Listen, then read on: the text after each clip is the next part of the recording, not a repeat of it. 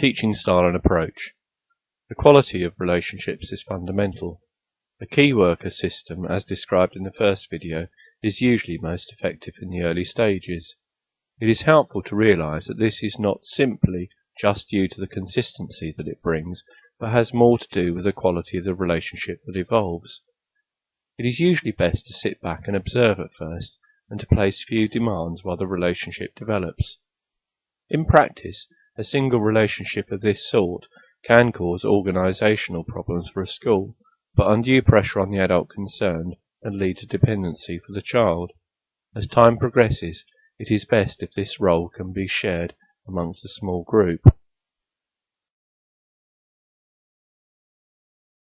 The style needs to be highly individualised, but less directive and more intuitive than would ordinarily be the case with children with autism. I wonder how we might do this, or I can't quite see how to do that.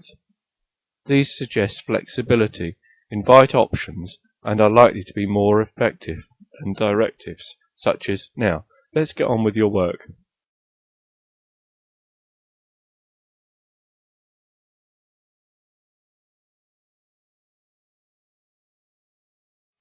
Adults need to empower the child by giving more choice, and where possible allow a feeling of self-control.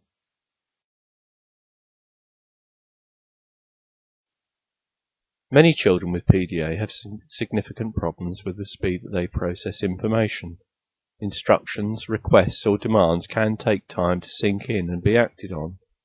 Don't assume that because there is no immediate response that a decision has been taken to disregard the request. Allow rather more time for them to process than you would expect to. Simply waiting can produce the desired result. If they do require a reminder, try rewording the instruction, as repetition can be interpreted as confrontational nagging. Sometimes the child hears perfectly well, and the delay is merely their way of gaining some control, choosing to comply when they are ready. It is better to allow a concession to these unspoken terms, rather than to force a response and risk sabotaging any cooperation. Adults need to keep calm and level in their own emotions in the face of challenging or disruptive behaviour and situations they find frustrating. The child with PDA is adept at picking up on these reactions and gains some satisfaction from the excitement their behaviour can bring about. Yet particularly when anxious, they may also misread social clues, seeing a glance as disapproval or hearing a slightly raised voice as an angry shouting. It may be best to work alongside or behind the child in one-to-one sessions. Work in small groups can be effective, but there is need to monitor the impact of this on the other group members.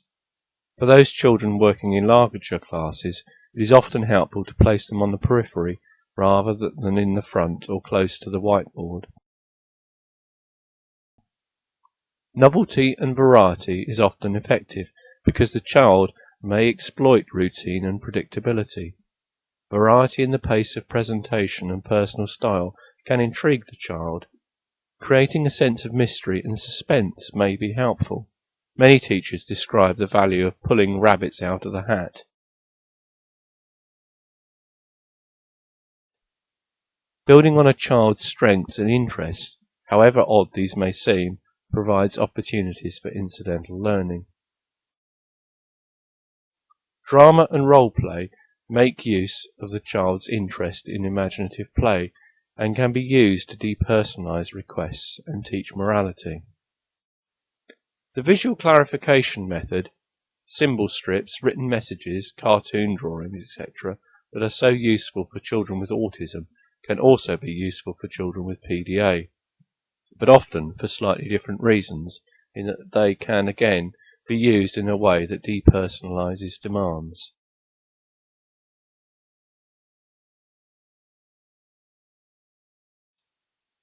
Expectations should be disguised where possible and reduced to a minimum. Confrontation should be avoided where possible. This should be underpinned by an understanding of the condition. The child with PDA doesn't make a deliberate choice not to comply and cannot overcome the situation by an act of will.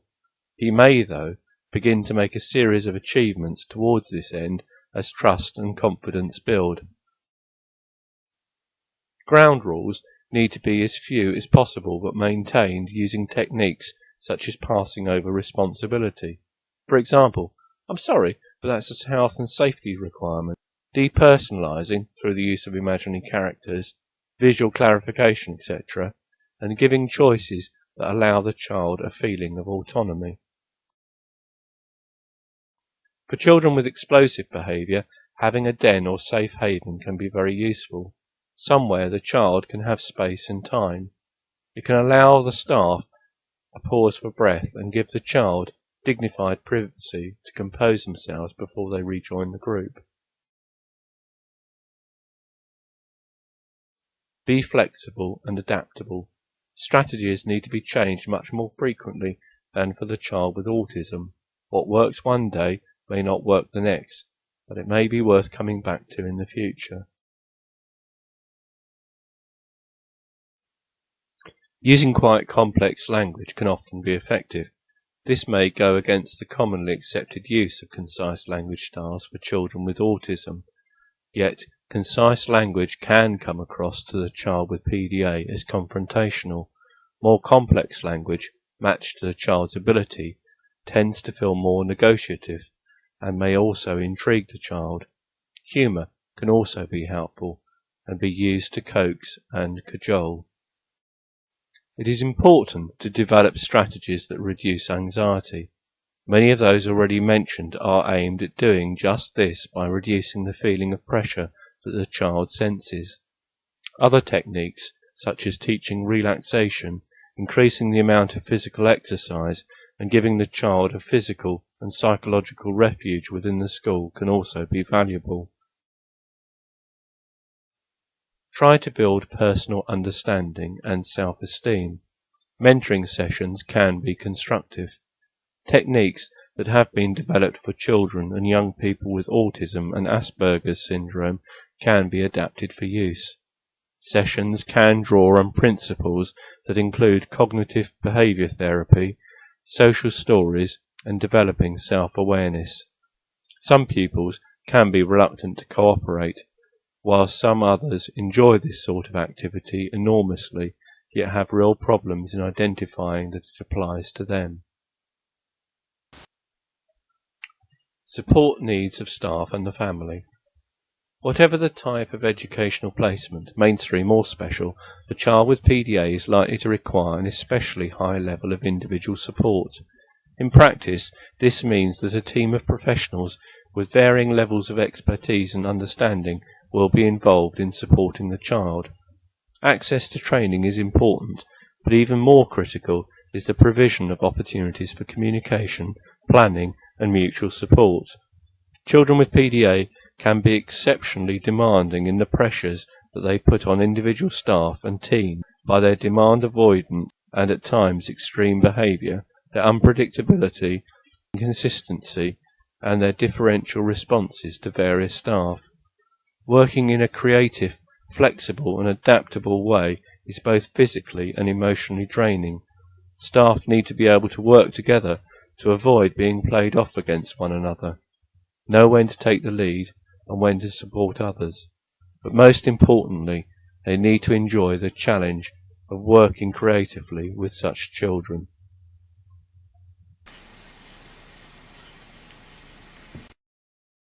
Played off against one another, know when to take the lead and when to support others. But most importantly, they need to enjoy the challenge of working creatively with such children. That was the concluding episode of PDA, Education and Handling. You are watching BBC One. And now, it is time for Top of the Tips.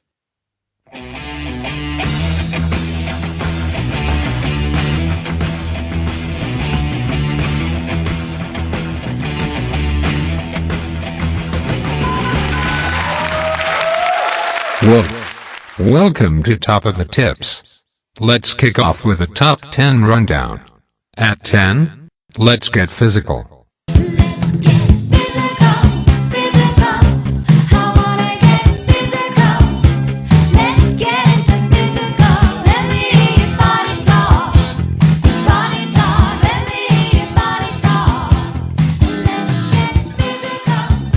At 9. Making plans. We're only making plans for Nigel. We only want what's best for him. We're only making plans for Nigel. Number 8. Choose your battles. Choose your battles, yeah, yeah. Choose your battles. Choose your battles, yeah, yeah. In at 7. Little Lies. Tell me lies, tell me sweet little lies. Tell me lies. Oh no, no, you can't disguise. Tell me lies, tell me sweet little lies. At number 6. Why?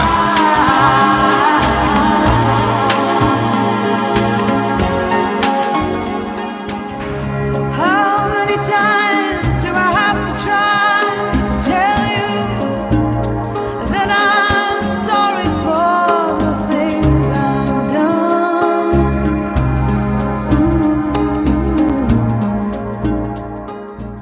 5. Give me just a little more time. Just a little more time, and our love will surely grow. Give me just a little more time, and our love will surely grow. Life's too short to make a mistake. At 4. Praise You.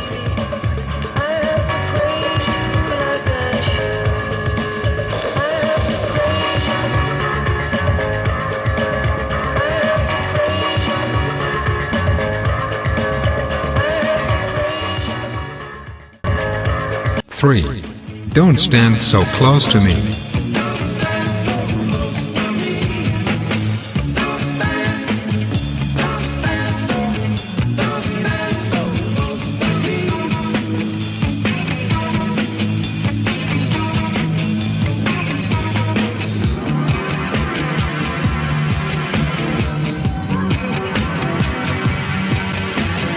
Two. Troubled water. When you're weary,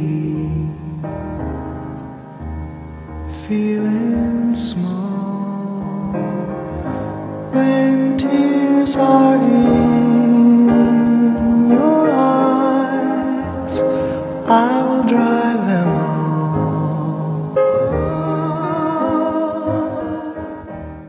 And finally, at number 1. Give peace a chance.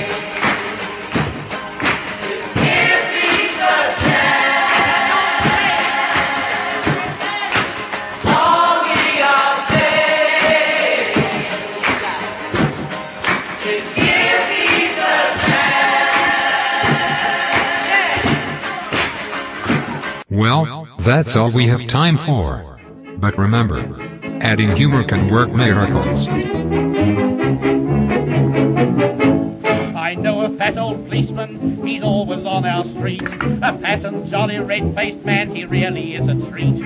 He's too kind for a policeman, he's never known to frown. And everybody says he is the happiest man in town.